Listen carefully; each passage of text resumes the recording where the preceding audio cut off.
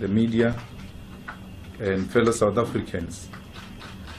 The economic freedom fighters welcome the long overdue resignation of Mr. Jacob Zuma as the President of South Africa. The EFF is pleased that the man we stopped recognizing as a president after the violation of an oath of office has finally surrendered to the political pressure which the EFF was at the center of for the past 3 years. There is no doubt that the ultimate fall of Jacob Zuma is a direct outcome of the political and the parliamentary work of the EFF. Our relentless efforts in holding Zuma accountable for the Nkandla corruption and the ultimate finding by the Constitutional Court that Zuma failed to uphold, defend and respect the Constitution lies at the center of the reason why his presidency was discontinued before the end of term. It should be highlighted that Jacob Zuma did not resign because of his political consciousness and conviction. He resigned because he knew that if he did not do so, he was going to be humiliated and embarrassed by the EFF-led motion of no confidence, which was guaranteed 99% success in the National Assembly. Instead of being pushed by the tactically superior EFF, Zuma jumped into political insignificance, and no amount of historical distortion will rescue him. He is headed into the dustbin of history as corrupt, self-seeking imposter who thought he was more important and bigger than the Constitution and better than the organization that deployed him to political office.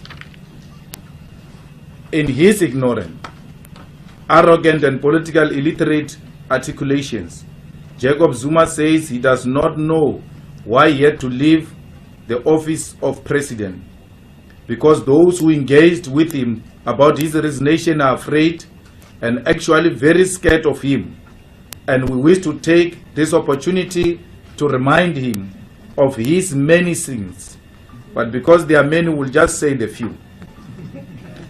It was Jacob Zuma's presidency that 34 mine workers were massacred by the ANC government in Marikana, and this of course happened in collaboration with and due to the pressure of the current president of the ANC, Cyril Ramaphosa. It was under Jacob Zuma that the corruption committed under the arms deal was swept under the carpet and suppressed through a fast commission of inquiry which ignored critical evidence of wrongdoing by people who to this day still enjoy the proceeds of the arms deal corruption. It was under Jacob Zuma that all strategic state-owned companies such as Eskom, Dinel, Transnet, SAA, SA Express, Safcol, CEF, Petro SA and Prasa were auctioned off to a criminal syndicate network led by the Guptas, which laundered billions of rands out of South Africa and caused massive debts in the state-owned companies. It was under Jacob Zuma's presidency that the South African government spent more than 250 million building and renovating private residence through an immensely corrupt procurement process. Jacob Zuma is the only head of state who was found to have violated the Constitution, and he failed to uphold, defend and respect the Constitution.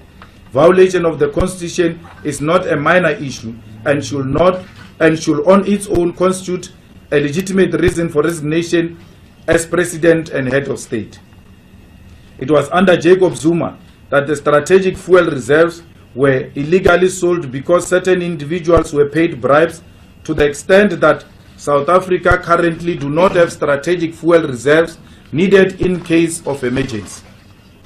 It was under Jacob Zuma's administration that the criminal justice system, particularly the National Prosecuting Authority, the Hawks, the South African Police Services, Special Investigation Unit, were incapacitated to deal with sophisticated crimes. It was under the leadership of Jacob Zuma that the South African Revenue Services, SARS, was incapacitated and now cannot honestly collect revenue.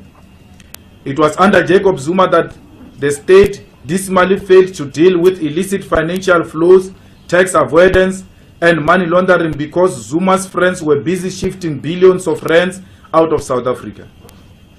It was under Jacob Zuma that the Office of Public Protector was almost extinguished with recurrent insult, deliberate incapacitation, and non-cooperation from the executive whose obligations included provision of full support to the Office of the Public Protector. It was under Jacob Zuma that white landowners continued to receive billions of rands of state money buying stolen land, which was never transferred to the rightful owners. Zuma cannot claim anything about land redistribution because he was too busy stealing and not focusing on important question of reclaiming the land. It was under the presidency of Jacob Zuma that South African Defence Force soldiers were deployed to fight illegal wars in the Central African Republic, and 14 of them losing their lives in a war that sought to protect Zuma's business interest. It was under Jacob Zuma's leadership that Colonel Muammar Gaddafi was surrendered to imperialist forces and got killed like a dog in events that resulted in regressive degeneration of Libya. It was under Jacob Zuma's leadership that Morocco rejoined the African Union despite its colonial occupation of Western Sahara to this day. It was under Zuma where theft of public resources became fashionable because institutions were weakened and no one could call anybody to order. It was under Jacob Zuma that the executive was unnecessarily ballooned and used as a means to dispense patronage and hand over government to incompetent and corrupt individuals. It was under Jacob Zuma that the state was forced to begin with procurement of unaffordable nuclear energy, which would have collapsed South Africa's budget. It was under Jacob Zuma that the corruptly awarded tenders to distribute social grants was declared legally and constitutionally invalid and therefore threatening the stability of the country. SASA is a crisis waiting to happen due to corrupt practices and bribes which Jacob Zuma is party to. It was under Jacob Zuma that public health care totally collapsed, signified with the Life Esidimeni massacre and many other public health institutions that have collapsed. It was under Jacob Zuma that the government debt grew by leaps and bounds to the extent that currently the state spends more than 200 billion annually servicing the debt.